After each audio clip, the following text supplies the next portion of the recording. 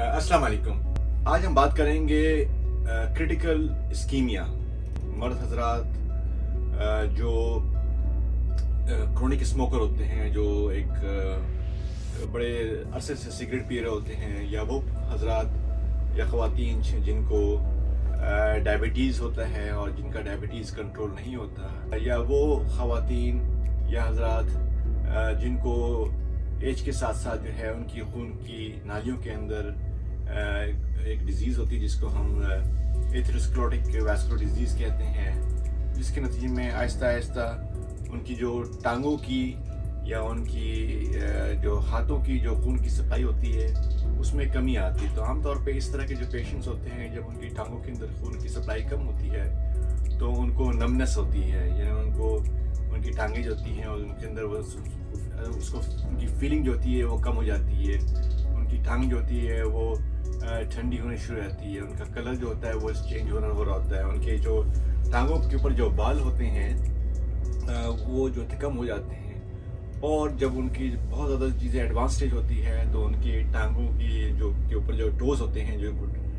नाखून वगैरह होते हैं वो उखड़ जाते हैं, या फिर उनके टोज़ वगैरह के ऊपर ज़ख्म वगैरह डेवलप हो जाते हैं जो जिनको हम अल्सर्स कहते हैं, और या फिर ऐसे गैंग्रीन हो जाती है, ऐसे वो बदबूदार गैंग्रीन हो जाती है, टोज़ वगैरह होती हैं, अंगूठे वगैरह वो सारे के सारे ज़ख्म होके सड़ जाते हैं। तो ये एक ऐसी चीज़ है, अगर इसको हम इनिशियल स्टेज पे कंट्रोल नहीं करेंगे तो एडवांस स्टेज पे आमतौर पे ये जो लोग होते हैं इनकी टांगों की चॉपिंग होती है। चॉपिंग से मुराद ये इनकी एम्पुटेशन होती है, इनकी नाखूनों इनकी उंगलियों काट दिया जाता है, इनकी टांगों को काट दिया जाता है, और ये फिर अपनी सारी ज़िंदगी एक अपाहज वाली ज़िंदगी गुजारते हैं। मैं आपको सबसे पहले 2 वीडियोस दिखाऊंगा कि आमतौर पे ये पेशेंट कैसे नज़र आते हैं और उसके लिए हम एज ए इंटरवेंशनल रेडियोलॉजिस्ट क्या करते हैं, और फिर उसके बाद आपको मैं इसके बारे में मज़ीद तफसील बताऊँगा आपको।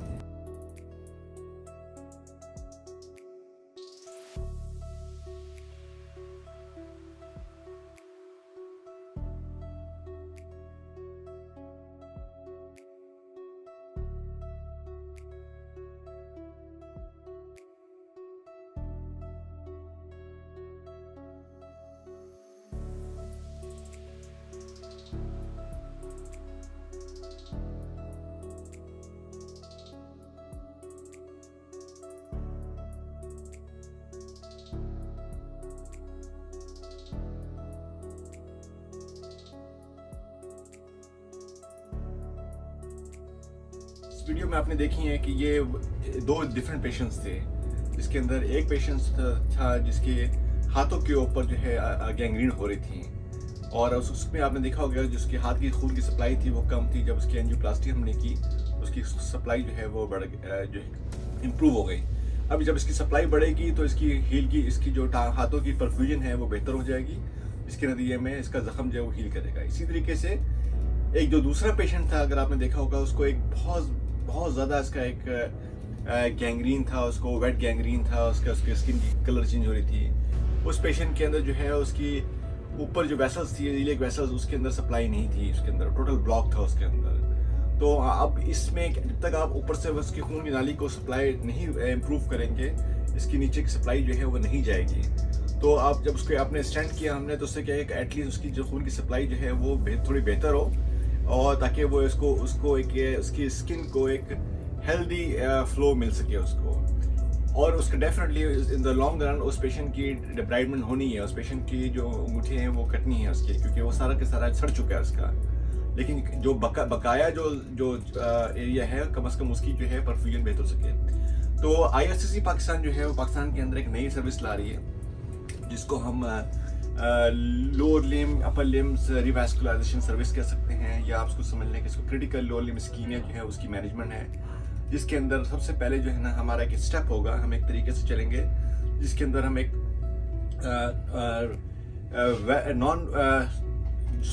नॉन इन्वेसिव इमेजिंग स्टार्ट कर रहे हैं। नॉन इन्वेसिव इमेजिंग वो चीज़ होती है जिसके अंदर ये हम बगैर किसी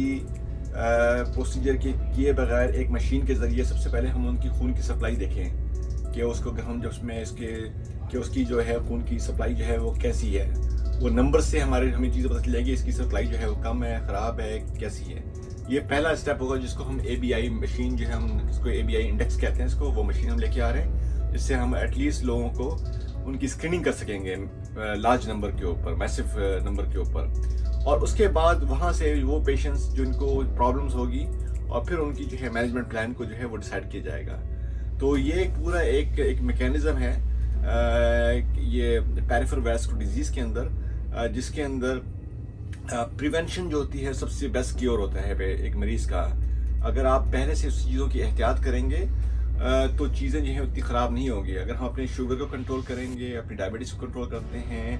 हम अपने एक्सरसाइज मैकेनिज्म को डेवलप करते हैं, और तो हमारी चीज़ें जो है ना वो बेहतर रहेंगी। हमारी न्यूट्रिशन डाइट को बेहतर करते हैं, हमारी चीज़ें बेहतर रहेंगी। अगर फ़र्ज़ करें कोई चीज़ ख़राब हो रही है तो हमें इसको इन द लॉन्ग रन में इसको मैनेज करना है, इसको चीज़ों को, ये चीज़ें इंपॉर्टेंट है हमारी। और जो चीज़ें नहीं मैनेज हो सकती हैं अपनी हमारी एक्सरसाइज से या हमारी प्रिवेंशन से, तो उसको फिर एज ए इंटरवेंशनल रेडियोलॉजिस्ट उसको हम एंजियोप्लास्टी या स्टेंटिंग के ज़रिए उसकी इम्प्रूवमेंट हम कर सकें और उसको अपनी चीज़ों को बचाया जा सके। तो IRCC पाकिस्तान के अंदर ये चीज़ सर्विस ला रही है। आप हमारे सोशल ब्लॉग्स के ऊपर हमसे कम्युनिकेट कर सकते हैं।